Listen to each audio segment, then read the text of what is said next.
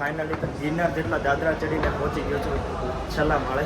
અને એ બધા એલિવેટર બંધ છે, બધા ફરવા આવ્યા હતા ને ફ્રીનું પ્રમોશન કરાવી દીધું એક ભાઈ અમારી પાસે. કાંઈ નહીં બાને અમારે વ્યૂ આવી જાય ને થોડા. બહાર વરસાદ આવે છે. સુરતનું જેટલું એર મોલનું પબ્લિક હતું ને એ બધું પબ્લિક અહીં બહાર ઊભું છે. પહેલી વાર ટ્રાય કરું છું.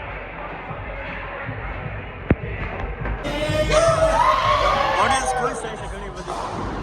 3 વાગ્યાના આવ્યા હતા અને અત્યારે 6 વાગી ગયા છે અને બહાર અહીં વરસાદ પડી ગયો છે. બસ હવે ગાડી તો મસ્ત ધોવાઈ ગઈ છે ફ્રીમાં. અત્યારે મિત્રો હું આવ્યો હતો ખોડિયારમાંના મંદિરે જે હીરાબાગમાં આવેલું છે. તમને એક મંદિરનું એક ટૂર આપી દઉં જેથી તમે પણ દર્શન કરી શકો.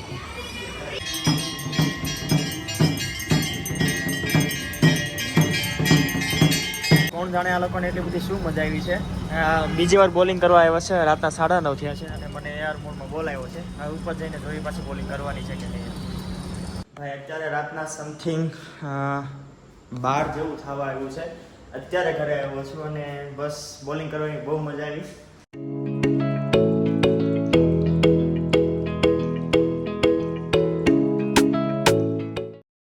જય દ્વારકાધીશ મિત્રો, આપનું ફરીથી સ્વાગત છે એક નવા બ્લોગમાં. તો મિત્રો આજે છે રવિવાર અને રવિવાર એટલે તમારા માટે રજાનો દિવસ અને મારા માટે છે કન્ટેન્ટ રેકોર્ડ કરવાનો દિવસ. તો મિત્રો અત્યારે વાગ્યા છે બપોરના 3. તો અત્યારે હું જાઉં છું એઆર મોલ. તો એઆર મોલ શું કામ જાઉં છું એ તમને આમ થંબનેલ જોઈને તો ખબર પડી જ ગઈ હશે. છતાં તમે બ્લોગમાં બન્યા રહેજો કે હું એઆર મોલ શું કામ જાઉં છું અને મારી સાથે કોણ આવે છે અને ત્યાં જઈને શું કરવાના છીએ. તો મળીએ આપણે એઆર મોલે જઈને. ત્યાં સુધી એ બ્લોગમાં કન્ટિન્યુ રહેજો. હવે બહારનું તાપમાન જોઈને તો એવું લાગે છે કે 90% નહીં પણ 99% વરસાદ આવવાનો જ છે. તો હું બધી તૈયારીમાં આવ્યો છું. પ્લાસ્ટિક બેગ લઈ લીધું છે. આ ફોન તો વોટરપ્રૂફ છે પણ બીજા જે હાથમાં ગેજેટ્સ હોય છે એ વોટરપ્રૂફ નથી હોતા. એટલા માટે બધી તૈયારીમાં આવ્યો છું હવે.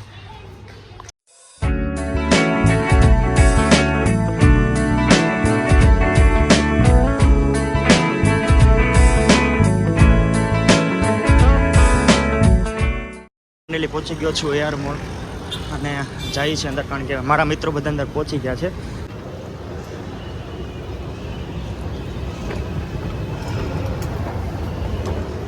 ફાઇનલી તો ગિરનાર જેટલા દાદરા ચડીને પહોંચી ગયો છું છેલ્લા માળે. કારણ કે બધા એલિવેટર બંધ છે, બધા.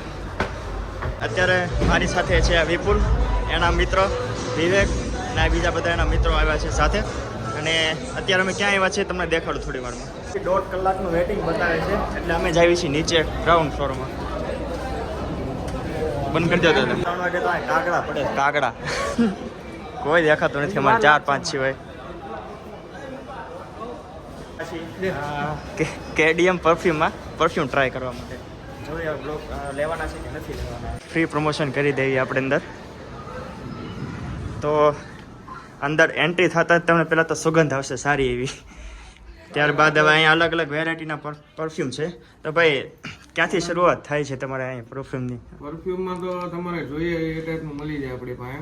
તમે જે માંગો એ મળી જાય આપણી પાસે. અને મિનિમમ રેન્જ કેટલાથી ચાલુ થાય છે? મિનિમમ રેન્જ આપણી પાસે 20 ml 150 થી ચાલુ થાય. 20 ml 150 માં. કેવડી બોટલ આવે? બોટલ બતાડો. બોટલ બતાવી દો. એવડી બોટલ આવે. અને મેક્સિમમ પ્રાઇસ વાળો પરફ્યુમ કયું છે તમારી પાસે? મેક્સિમમ પ્રાઇસમાં તો બધી અલગ અલગ છે આપણી પાસે.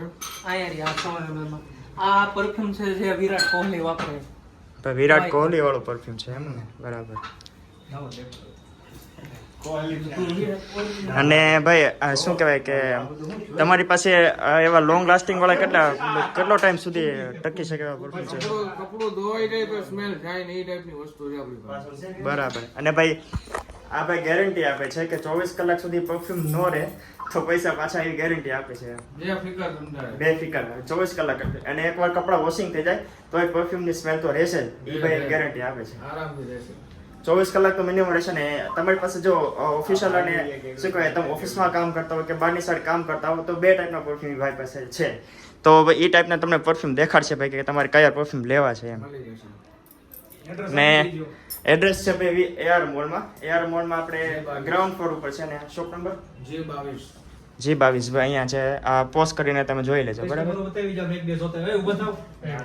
આ બધા કસ્ટમર છે અમારા અને આમ ફ્રેન્ડી છે બધા. અને અમે બધા લેવા આવ્યા હતા પરફ્યુમ ટ્રાય કરવા આવ્યા હતા કે પરફ્યુમ કયો સારો આવે છે. તો ભાઈ આ ભાઈ અમે મુલાકાત કરી અને ભાઈનો સ્વભાવ સારો છે અને બધાને એક પરફ્યુમ ટેસ્ટ કરાવ્યા છે અમને બધાને. તો ભાઈ જે કોઈને પરફ્યુમ લેવા હોય સારા એવા ડિસ્કાઉન્ટમાં લેવા હોય તો ભાઈ પાસે જરૂર આવજો. એ ભાઈ તમારો નંબર એકવાર આપી દેજો ભાઈને કોઈને. નંબર છે આપણો 99 047 019. હા ભાઈ જે લોકોને પરફ્યુમ લેવા હોય તો આ શોપ કેટલા વાગ્યા સુધી રાત હોય ને સવારે? શોપ આપણી સવારે 10 વાગ્યાથી લઈને રાતના 11 થી 12 વાગ્યા સુધી આપણી ઓપન હોય. બરાબર. તો ભાઈ જે લોકોને આવવું હોય તો ગ્રાઉન્ડ ફ્લોર પર શોપ છે તો આવી જજો, ભૂલતા નહીં. ફરવા આવ્યા હતા ને ફ્રીનું પ્રમોશન કરાવી દીધું એક ભાઈ અમારી પાસે. કાંઈ નહીં બાને અમારે વ્યૂ આવી જાય ને થોડા.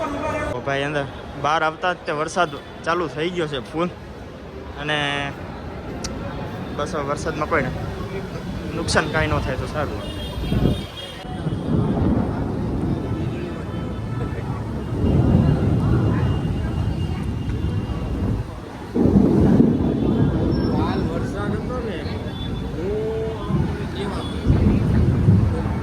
બહાર વરસાદ આવે છે.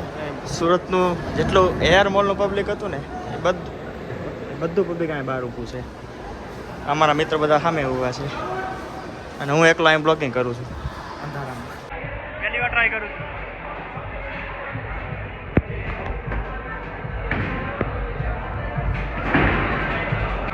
બીજી ટ્રાય.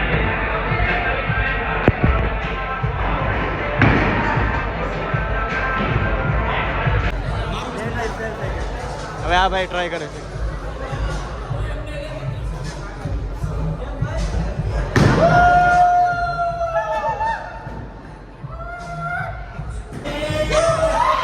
ઓડિયન્સ ખુશ થાય છે ઘણી બધી. લે બીજી ટ્રાય લે.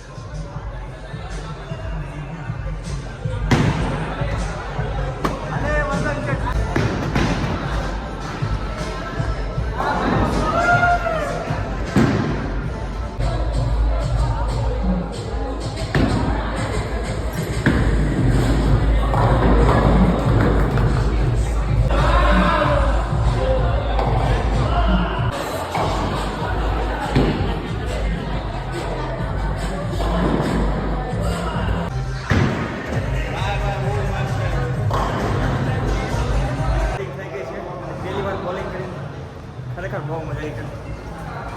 3 વાગ્યાના આવ્યા હતા અને અત્યારે 6 વાગી ગયા છે અને બહાર અહીં વરસાદ પડી ગયો છે. બસ હવે ગાડી તો મસ્ત ધોવાઈ ગઈ છે ફ્રીમાં, તો એક ગાભોથી સાફ કરવું પડશે પહેલાં તો.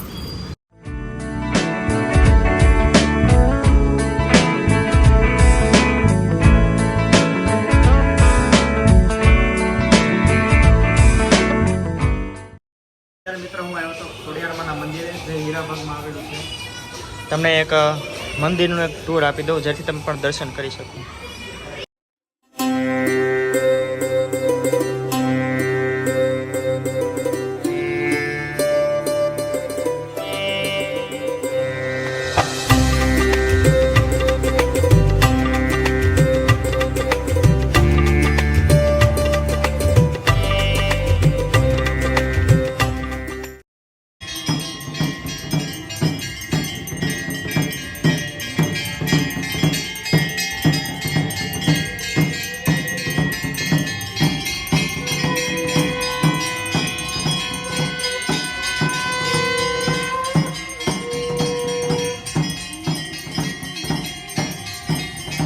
આરતી પૂરી થઈ ગઈ છે ને અત્યારે ફાઇનલી જાય છે ઘરે.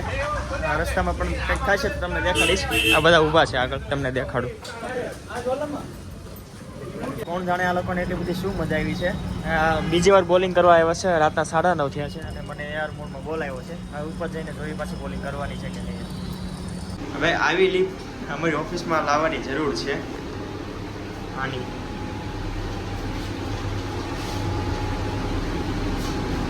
ये देखो भाई कौन आ रहा है.